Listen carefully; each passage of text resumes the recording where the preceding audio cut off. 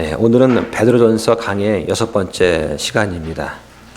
지난 시간에 1장 13절에서 예수님께서 다시 오실 때 가지고 오실 그 은혜를 우리가 끝까지 바라야 한다라고 말씀을 드렸습니다.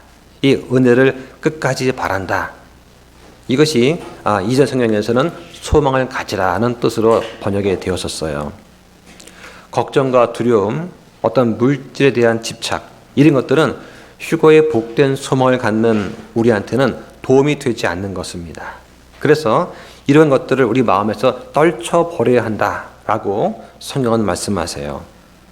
이 땅에 소망을 두지 말고 우리가 순례자처럼 나그네처럼 살아가면서 하늘에 있는 것들에 우리 마음의 애착을 두어야 됩니다.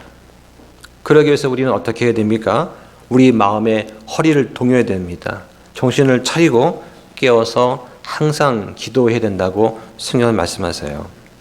영적으로 자고 있는 상태에서 이제는 깨어나야 한다고 성경은 말씀하십니다. 그리스도인으로서 우리가 가진 또 다른 책임이 있습니다. 이것은 순종하는 자녀로서 합당하게 사는 거예요. 오늘 말씀에 보니까 14절에 너희는 순종하는 자녀들로서 무지하던 때의 이전 정욕들에 너희 자신을 맞추지 말고 라고 하십니다. 그리스도인은 어떤 사람들입니까? 오늘 본 말씀에 그리스도인들은 순종하는 자녀다라고 말씀을 하세요.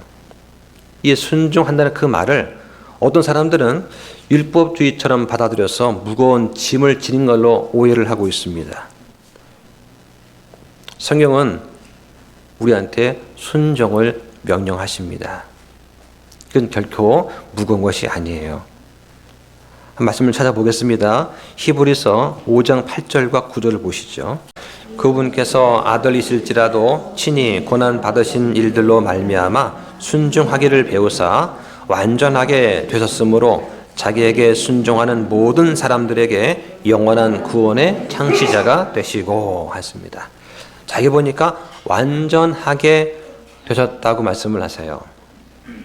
이것은 죽음과 부활을 통해서 우리의 구원자가 되시고 우리를 위한 대제사장이 됐다는 것을 말씀합니다. 그런 예수님께서도 순종하기를 배우셨다고 말씀하세요. 이 순종을 통해서 예수님이 완전하게 되셨습니다. 예수님께서는 겸손한 인간의 모습을 가지고 오셨습니다. 그래서 예수님께서는 순종하기를 배우신 것입니다. 우리도 예수님처럼 순종하기를 배워야 됩니다. 자, 말씀 더 보겠습니다. 데살로니가 후서 1장 8절과 9절 보시죠. 하나님을 알지 못하는 자들과 우리 주 예수 그리스도의 복음에 순종하지 아니하는 자들에게 타오르는 불로 징벌하실 때에 이루어질 것이며 그때에 그들은 주의 얼굴 앞과 그분의 권능의 영광에서 떠나 영존하는 파멸로 형벌을 받으리라. 언젠가 이 세상에는 불을 통한 징벌이 임하게 됩니다. 복음에 순종하지 않는 모든 사람은 이 벌을 받게 될 것입니다. 하지만 이런 징벌을 받지 않을 수 있는 방법이 있습니다. 바로 예수 그리스도를 나의 구원자로 받아들이는 거예요. 그럼 어떻게 됩니까? 그 징벌이 있기 전에 우리에게 부활과 휴거가 있다고 성경은 말씀하세요. 우리는 어떻게 순종해야 됩니까? 성경은 이 주제에 대해서 많은 말씀을 하고 계십니다. 우리는 오늘 본문에서 우리에게 주시는 그 말씀에 집중하려고 합니다. 오늘 본문의 14절부터 21절까지 말씀, 이 순종하는 자녀들의 합당한 행실이라는 그 말씀을 우리가 깊이 생각해 보면 좋겠습니다. 여기에는 부정적인 의미가 있고 또 긍정적인 그런 의미를 모두 가지고 있어요. 다시 말해서 어떤 것은 우리한테 하지 말라고 하시고 어떤 것은 우리한테 하라고 말씀하시는 것이 있습니다. 이 두 가지를 구분해서 한번 보겠습니다. 먼저 14절 다시 보시면 순종하는 자녀라면 이런 것들을 하지 말라고 말씀하세요. 자, 14절 함께 읽습니다. 시작. 너희는 순종하는 자녀들로서 무지하던 때의 이전 정욕들에 너희 자신을 맞추지 말고 하였습니다. 에베소서 2장에 보면 우리는 구원받기 전에 어떠한 사람이었습니까? 바로 불순종하는 그런 자녀들이었어요. 이제는 구원받았습니다. 우리는 지금 이 말씀에 순종하는 자녀로 바뀌었습니다. 성경은 이전 정욕에 자신을 맞추지 말라고 말씀하세요. 그래서 구원받기 이전에 살던 그 모습대로 그렇게 살지 말라고 말씀을 하시는 것입니다. 우리는 이전의 정욕을 따르지 않습니다. 14절에 하나님께서 이 베드로를 통해서 너희 자신을 맞추지 말라고 말씀하십니다. 여기 자신을 맞춘다는 말이 영어 성경에 보면 패션이라는 말이 있습니다. 패션 그럼 뭐예요? 유행이죠.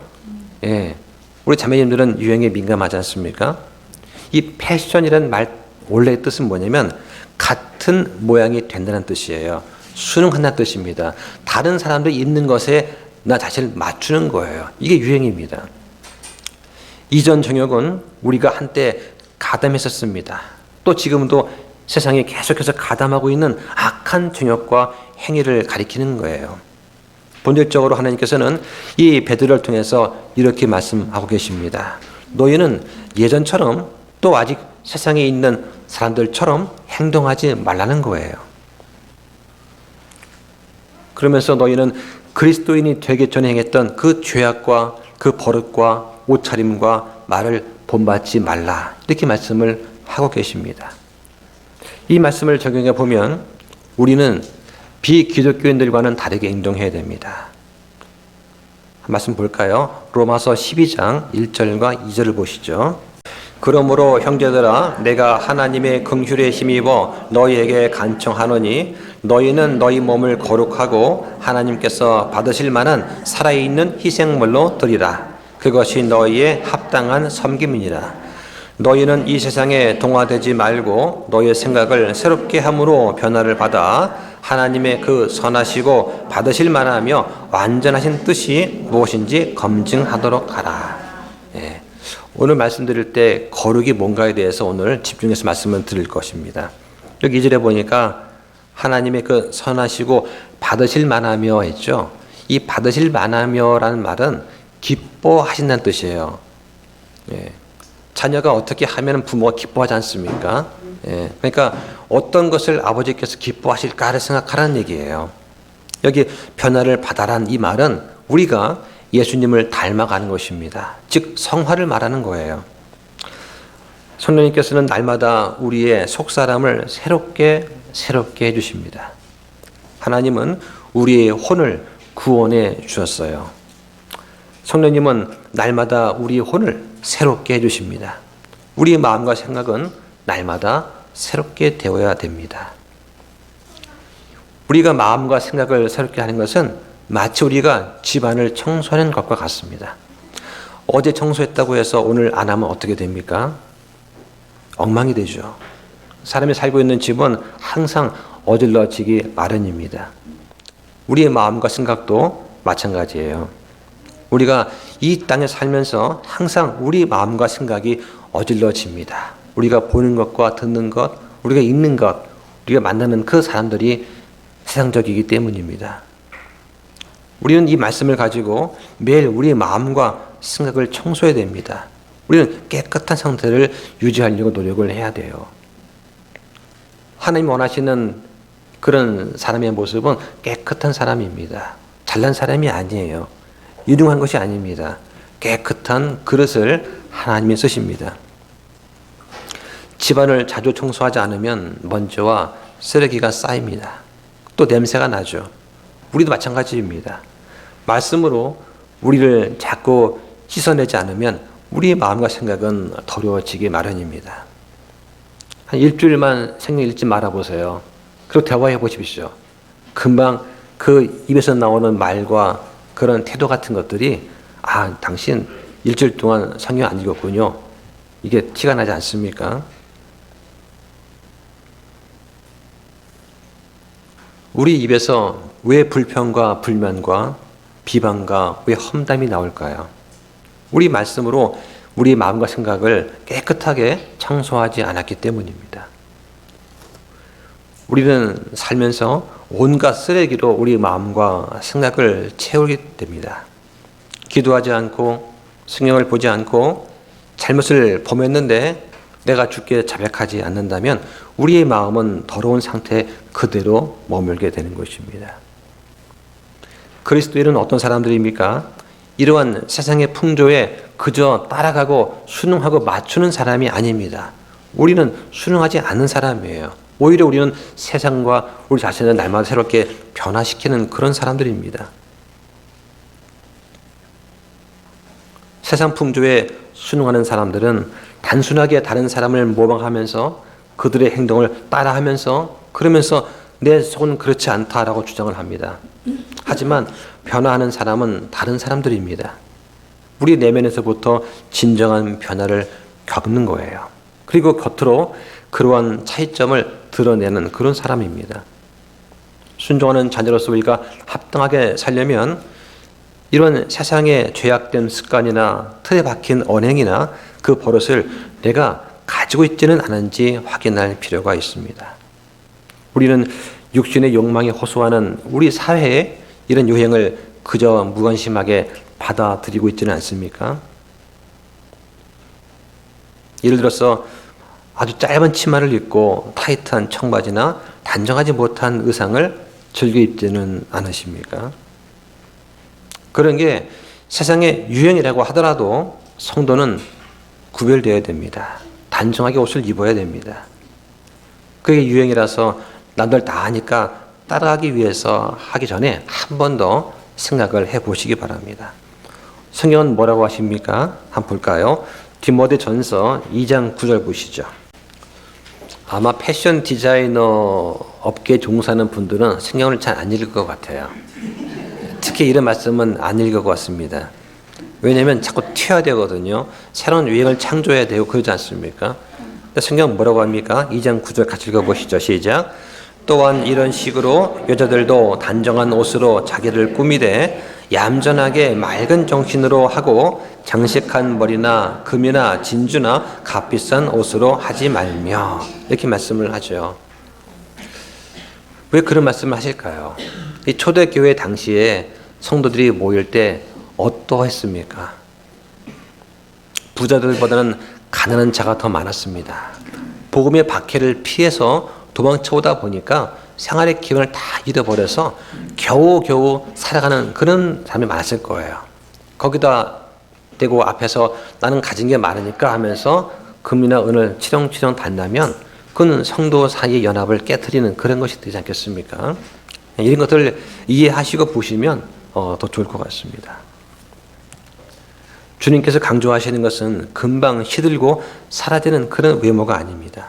결코 사라지지 않는 그런 내면의 영적 아름다움에 대한 거예요. 저는 딸을 안 키워봐서 잘 모릅니다. 아들들은 그냥 이거 입어라 하면 입어요. 예. 좀 싫더라도 싫은 티를 안 냅니다. 근데 딸들은 아닌 것 같아요. 예. 딸들은 어릴 때부터 뭐 공주옷 입혀야 되죠. 머리 따줘야 되죠. 예. 그게 재밌기도 하겠지만 그러나 그 아이들한테 세상과 다르게 살아가라 말한다는 것은 정말 쉽지 않을 것입니다. 자, 계속해서 거기 밑에 10절을 보세요. 10절에 시작. 오히려 하나님을 따른다고 고백하는 여자들의 합당한 선한 행위로 하기를 원하노라. 옷과 머리와 신발을 모두 단정해야 됩니다. 그런데 정말 중요하게 할 것은 바로 마음이에요. 우리가 주님 앞에서 우리 마음이 바르지 못한다면 다른 것이 다 겉보기에 바르다 하더라도 아무런 소용이 없기 때문입니다. 교회 오기 전에 거울만 보지 마시고 기도하면서 우리 내면도 한번 점검해 보시기 바랍니다.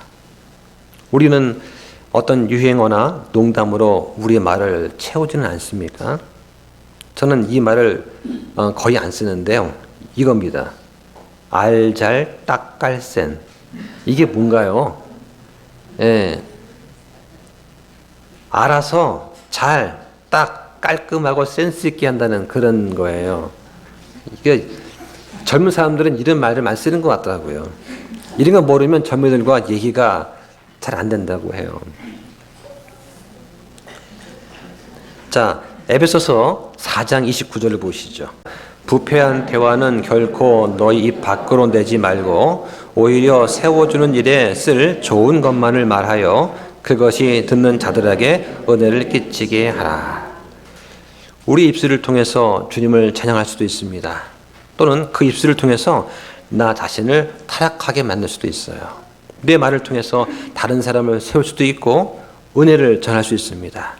또 남에게 해가 되는 증오의 말과 거짓말을 할 수도 있어요.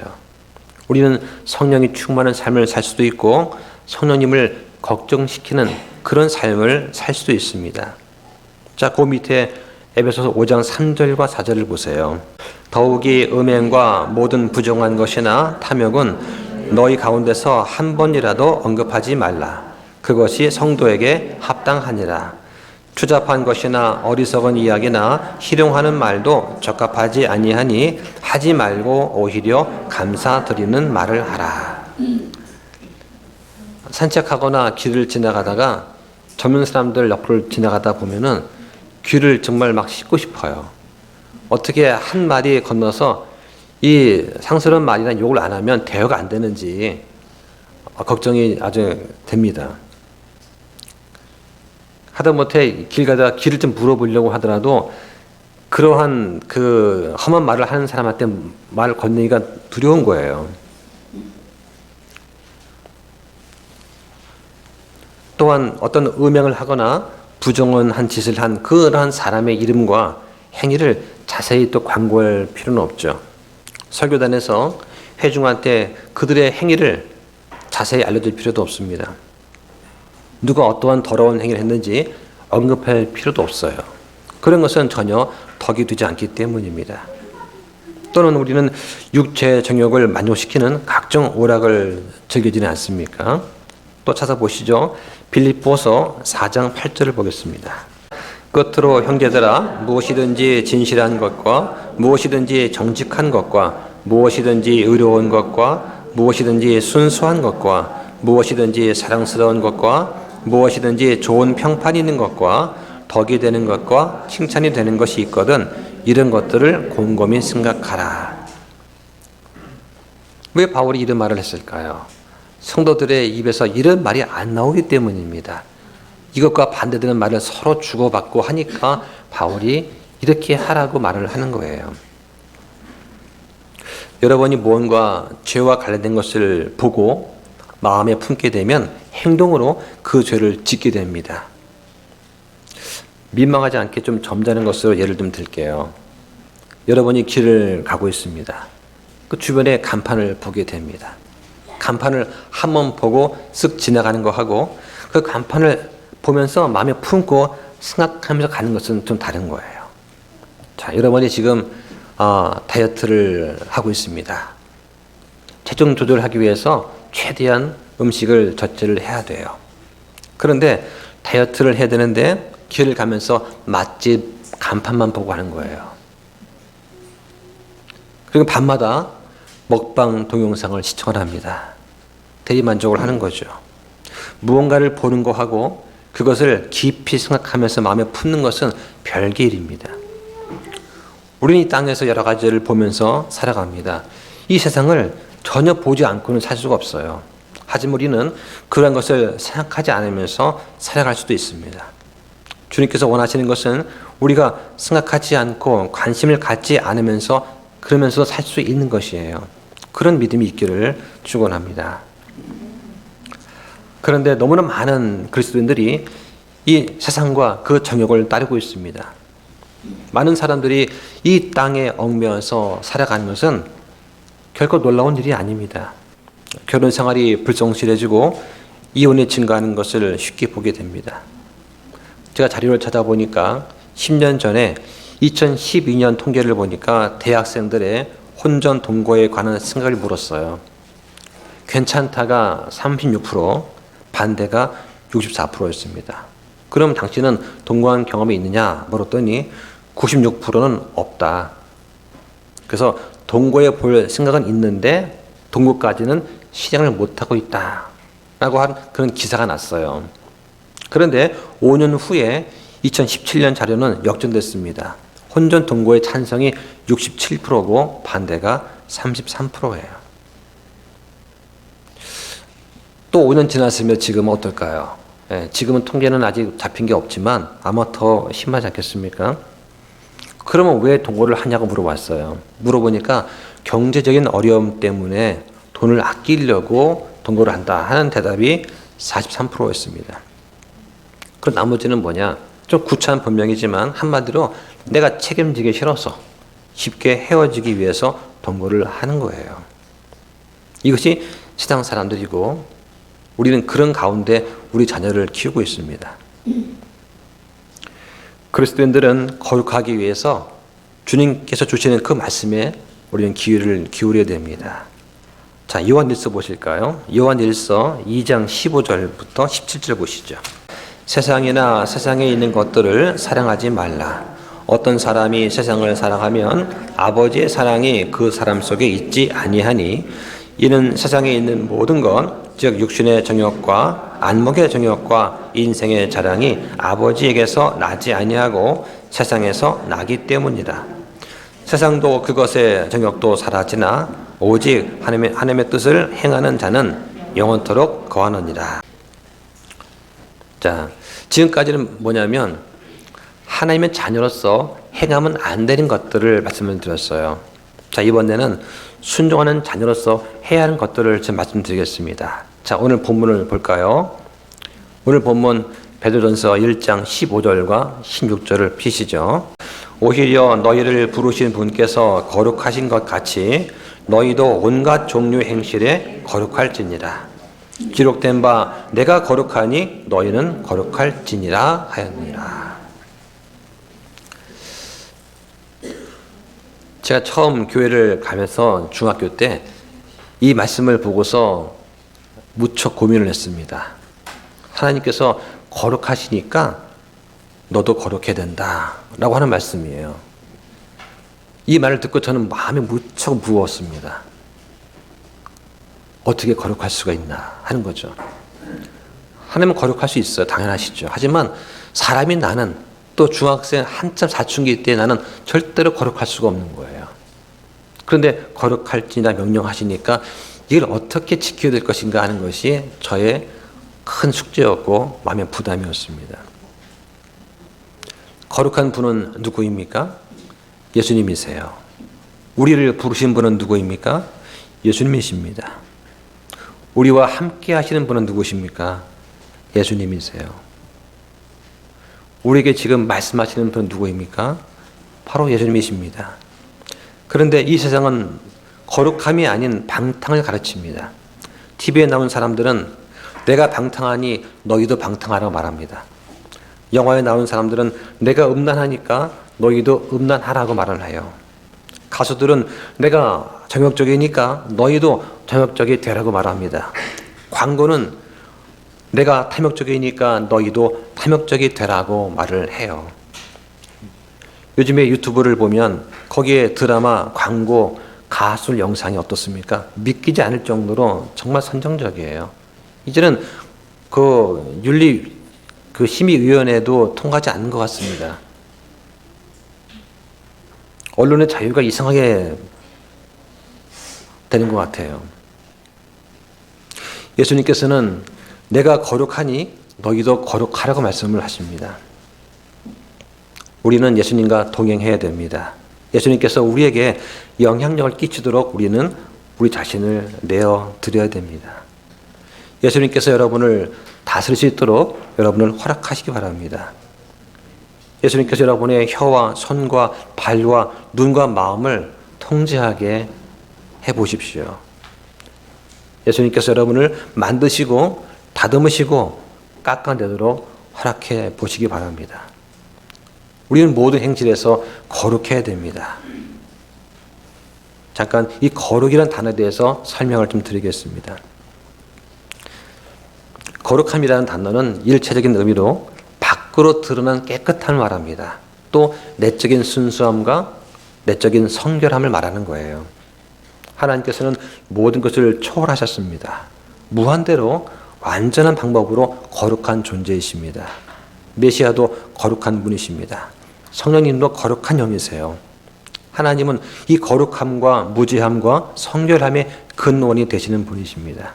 그런데 사람 어떻습니까? 첫사람 아담이 타락을 하면서 이 모든 거룩함을 다 상실했습니다. 하나님은 이 땅에서 신자들이 자신의 거룩함에 점진적으로 참여하는 자가 되도록 하기 위해서, 그리고 궁극적으로는 이 천국에서 영원토록 성결한 존재가 되기를 원하시는 거예요. 이 일을 보증하기 위해서 하나님께서는 성도들이 이미 그리스도 안에서 거룩하고 사랑받는 자다라고 생각을 하십니다. 성경은 이 거룩하다는 말을 이체적인 의미로 하나님께 속해 있는 것을 말해요. 하나님께 속해 있으면 거룩한 것입니다. 하나님께 구별되어 있으면 거룩한 거예요. 지금 이 시간에 이 따뜻한 봄철에 밖에 나가서 나들이 하지 않냐고 자기 모인 걸 다 내려놓고 주님을 찬양하면서 모인 것, 이게 바로 주님께 거룩히 구별된 거예요. 이런 사람들을 성도라고 하는 것입니다.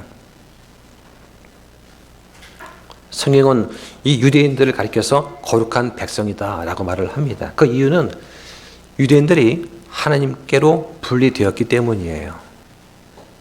비슷하게 우리 그리스도인들도 거룩합니다. 그 이유는 우리가 그리스도께로 분리되었기 때문입니다. 그런데 이 현대 교회는 어떻습니까? 거룩함을 잃고 있습니다. 그리고 사랑과 혼동하고 있어요. 이 거룩하다는 말은 성경에 611회 나옵니다. 그리고 사랑은 488회가 나와요. 그러니까 성경은 뭐냐? 사랑보다는 거룩함을 더 강조하고 있다는 것을 알 수 있어요. 하나님의 근본 속성은 사랑이 아니라 거룩함입니다.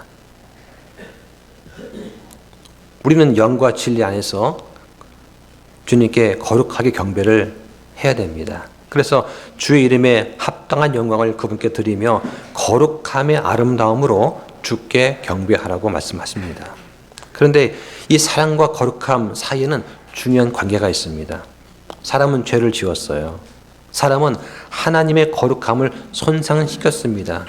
사람은 하나님의 형상을 따라서 지음받았는데 그 거룩함이 손상된 거예요.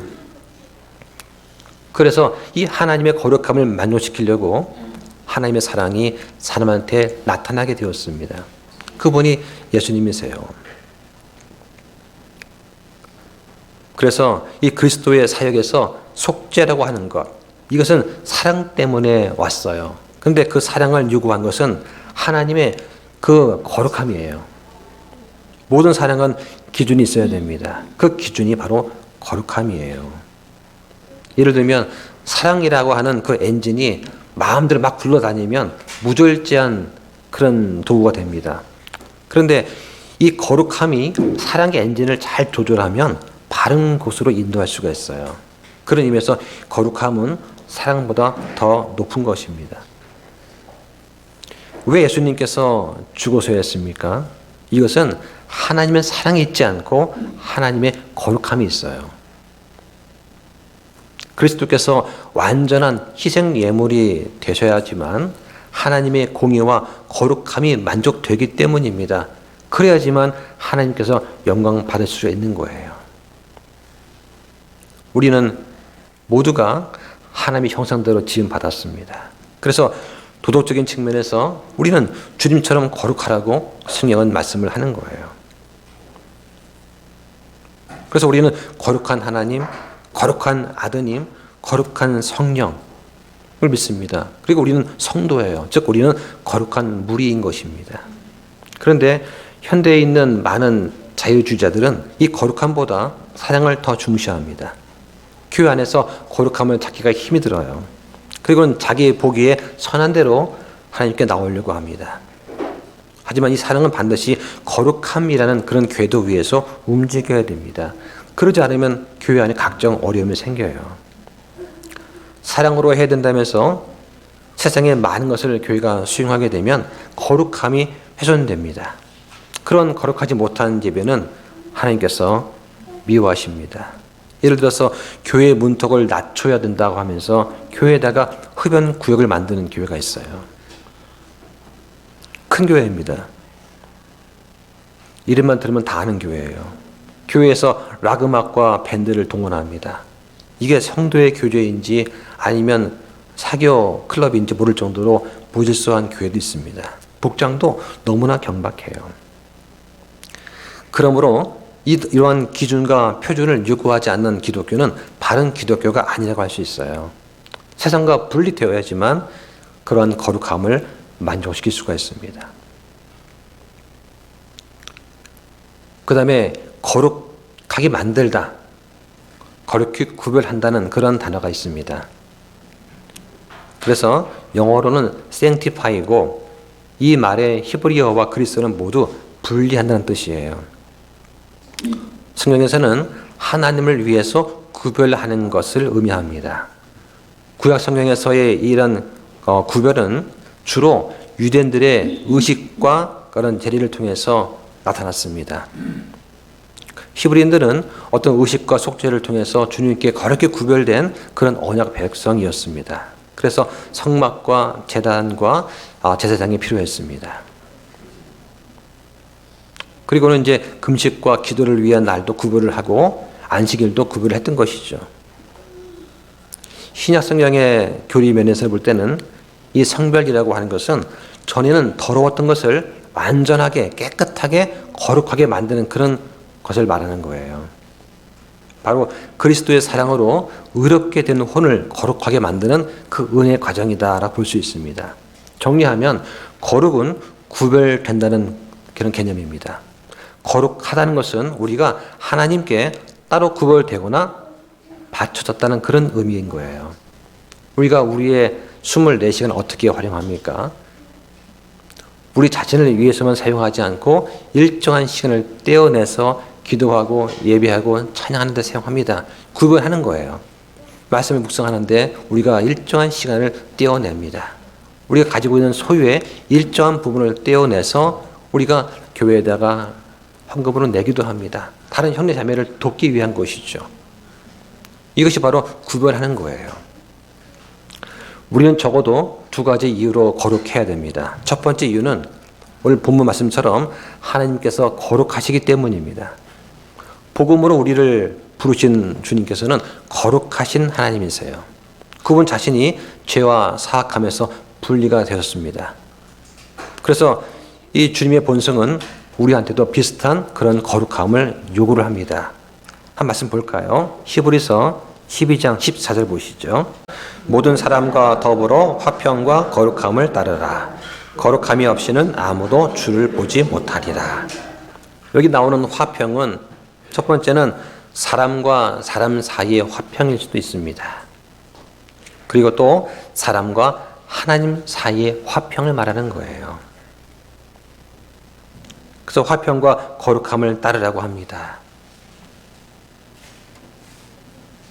하나님은 우리를 거룩함에 이르도록 부르셨습니다. 우리를 거룩함에 참여하게 하셨어요.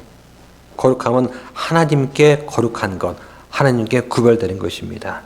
하나님께서 거룩하시니까 자녀인 우리도 역시 거룩해야 됩니다. 이를 위해서 우리는 나 자신을 죄에 대해서 죽은 자로 여겨야 됩니다. 우리는 의에 대해서 깨어 있어야 됩니다.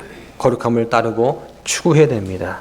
날마다 자기를 부인해야 됩니다. 이것은 현재 진행형이에요. 주님께 갈 때까지 계속 되어야 되는 것입니다. 근데 혼자 하기 힘들어요. 그러니까 교회에 나와서 교제하고 성도의 교제를 통해서 우리가 이것을 확인하고 더 하는 것입니다. 둘째 이유는 우리가 거룩해지는 것이 바로 예수님의 바람이기 때문입니다. 예수님은 이 목적을 위해서 돌아가셨어요. 한번 찾아볼까요? 에베소서 5장 25절부터 27절 보시죠. 남편들아 너희 아내 사랑하기를 그리스도께서 또한 교회를 사랑하사 교회를 위해 자신을 주신 것 같이 하라. 이것은 그분께서 말씀을 통해 물로 씻음으로 교회를 거룩히 구별하고 정결하게 하려 하심이요 또 그것을 점이나 주름이나 그런 것이 없는 영광스러운 교회로 자신 앞에 제시하려 하심이며 교회가 거룩하고 흠이 없게 하려 하심이라. 자, 이 말씀은 남편과 아내에 관한 그런 말씀입니다. 하지만 동시에 교회와 그리스도에 관한 말씀이기도 합니다. 예수님을 믿고 구원받은 사람은 교회의 일원이 됩니다. 멤버가 되는 거예요. 한 번 구원받은 사람은 영원히 구원받은 것입니다. 어제 구원받았다가 오늘 구원을 잃어버리고 내일 다시 구원을 받을 수는 없어요. 우리가 한번 예수 그리스도의 몸인 교회 안에 들어오면 다시는 몸 밖으로 나갈 수가 없습니다.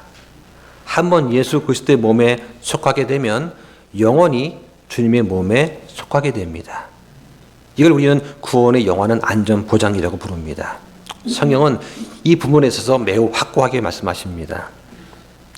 우리가 예수 믿을 때 주님과의 관계는 어떻습니까? 우리와 주님과의 관계는 어떠한 일이 있어도 결코 깨어지지 않습니다. 성경은 남편들한테 그리스도께서 교회를 사랑하신 것 같이 아내를 사랑하라고 말씀하세요.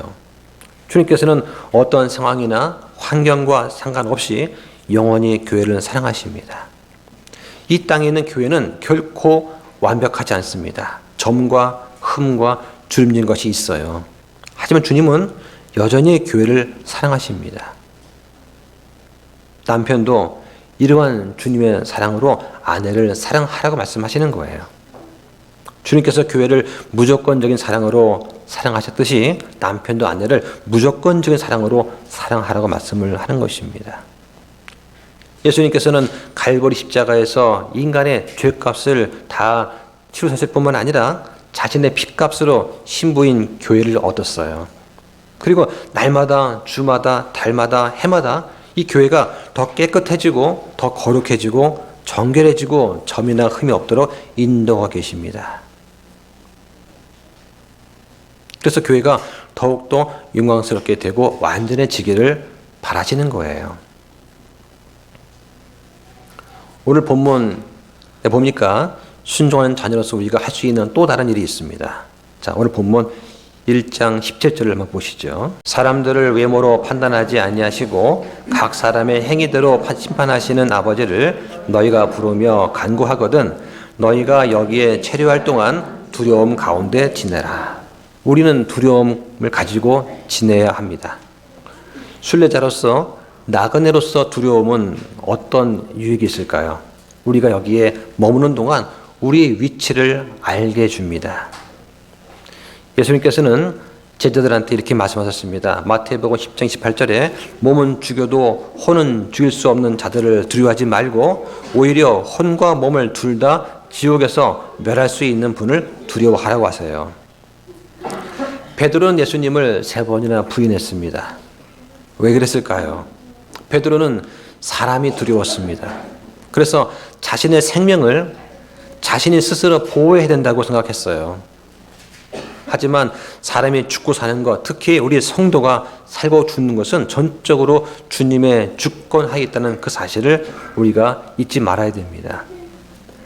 바울이 빌립보서에서 쓴 것을 한번 보겠습니다. 빌립보서 2장 12절 보시죠. 그러므로 내 사랑하는 자들아 너희가 항상 순종한 것 같이 내가 있을 때뿐만 아니라 지금 내가 없을 때에도 더욱더 순종하여 두려움과 떨림으로 너희 자신의 구원을 일하여 드러내라. 자, 이 편지 지금 누구한테 보내는 편지입니까? 바울이 내 사랑하는 자들, 즉 이미 구원받은 자들한테 보내는 그런 편지예요. 여기 보니까 두려움과 떨림으로 라고 합니다. 이 말은 우리의 영적인 성숙을 촉구하는 그런 말씀입니다.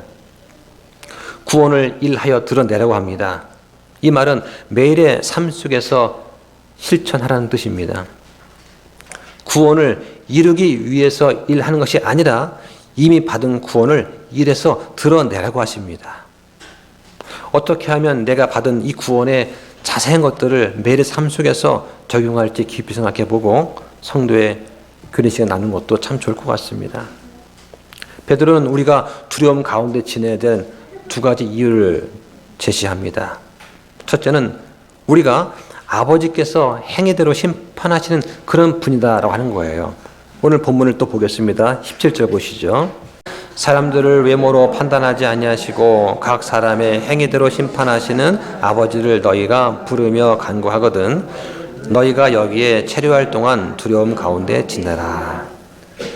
사람들은 내가 좋아하는 사람이 어떤 잘못을 지으면 그 사람의 잘못은 작은 문제라고 생각을 합니다. 그런데 내가 싫어하는 사람이 어떤 죄를 지으면 그 죄는 용서받을 수 없는 죄인 것처럼 이야기를 합니다. 내 아이가 잘못을 하면 그것은 그럴 수도 있는 작은 실수라고 얘기를 합니다. 그런데 다른 사람의 아이가 잘못을 하면 그건 그 부모가 제대로 교육하지 않아서 그런 거라고 매도를 합니다. 나하고 친한 사람의 죄는 용납하고 용서하고 잊어버려야 한다고 말을 하면서도 나하고 친하지 않거나 미워하는 사람의 죄는 확대하고 정죄하고 저주를 합니다. 이거는 모든 사람이 마찬가지예요. 교회 안에도 이런 일이 많습니다. 이런 것은 결코 의로운 판단이 아닙니다. 우리 아버지 하나님은 사람을 외모로 판단하지 않으세요. 즉 편파적이지 않으세요. 아버지께서는 개인적으로 심판하십니다. 각 사람의 행위대로 심판하십니다. 아무도 특별한 대우를 받지 못할 것입니다. 둘째로 예수님의 대속은 결코 값싼 게 아니기 때문입니다. 자, 오늘 본 말씀 보시죠. 18절부터 21절까지 보세요. 너희가 아는 바와 같이 너희 조상들로부터 전통으로 물려받은 너희의 헛된 행실에서 너희가 구속받은 것은 음이나 금같이 썩을 것들로 된 것이 아니요 흠도 없고 점도 없는 어린 양의 피 같은 그리스도의 보배로운 피로 된 것이니라.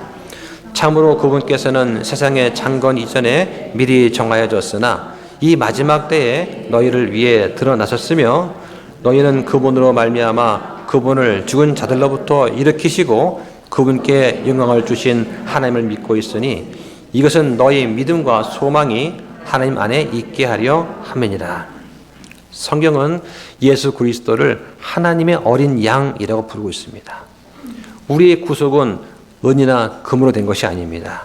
오직 그리스도의 보배로운 피로 된 것입니다. 흠도 없고 점도 없는 하나님의 어린 양으로 창세전에 우리 죄를 위해서 죽기로 예정이 되신 바로 우리를 위해서 이 땅에 오신 분이세요. 그분이 자신의 핏값으로 우리의 혼을 사셨습니다.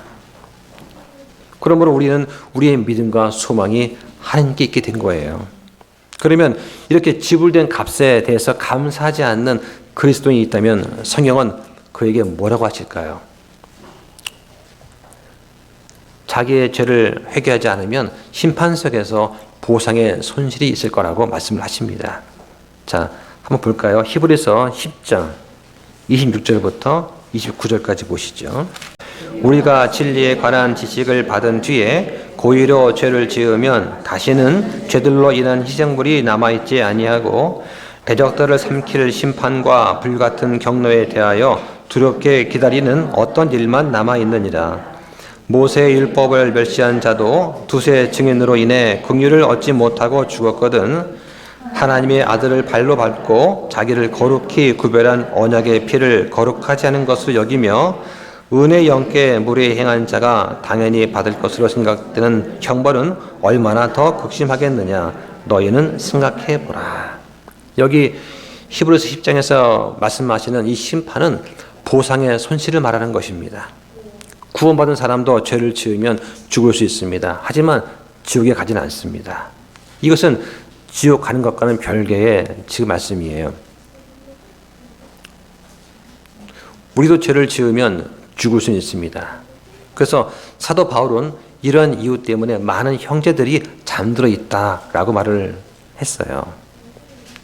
여기 보니까 26절에 우리가 진리에 관한 지식을 받은 뒤에 바로 신약에 나오는 예수님의 그 대제사장의 직분이 있습니다. 신약 시대에 또 희생 예물이 있어요. 이런 것들이 구약 것들보다 훨씬 좋고 위대하다는 그런 진리의 지식을 말하는 거예요.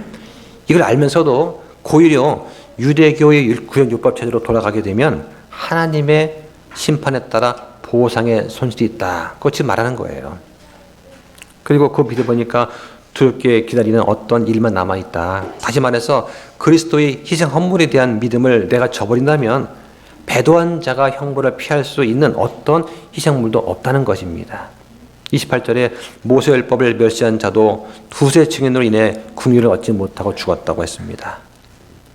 모세의 율법을 거역했을 때도 그렇게 무시무시한 형벌이 주어진다면 그 언약보다 더 뛰어난 새로운 언약, 신약의 새로운 언약을 거역하게 된다면 얼마나 큰 징벌이 있겠는가라고 하는 거예요.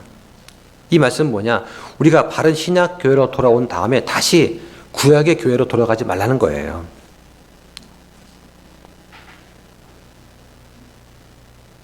그렇게 하지 말라고 말씀하시는데 돌아가게 되면 하나님의 심판이 있다는 것입니다.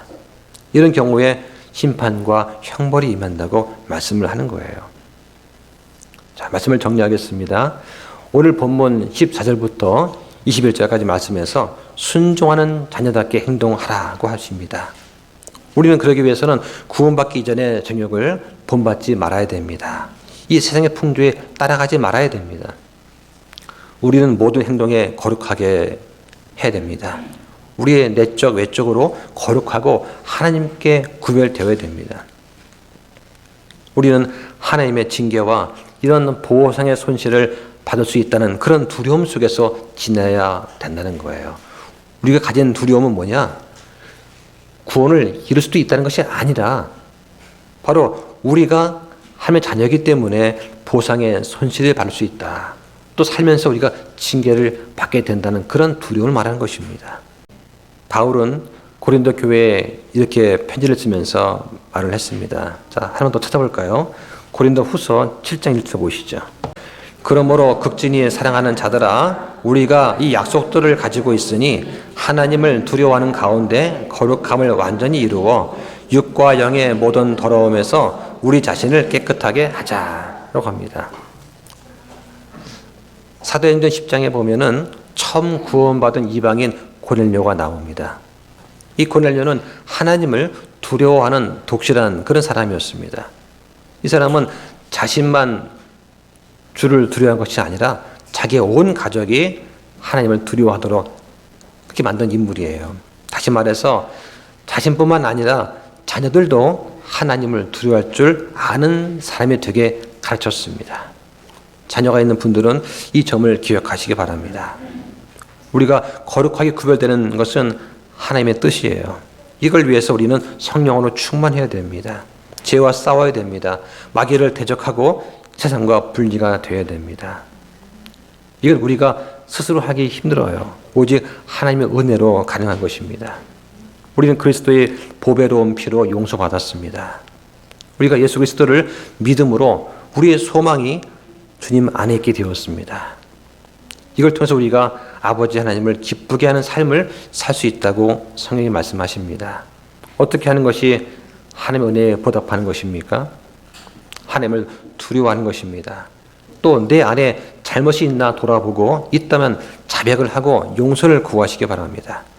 그걸 통해서 하나님과의 화평, 또 성도 가운데의 화평이 있기를 주님 이름으로 축원합니다. 기도 마치겠습니다.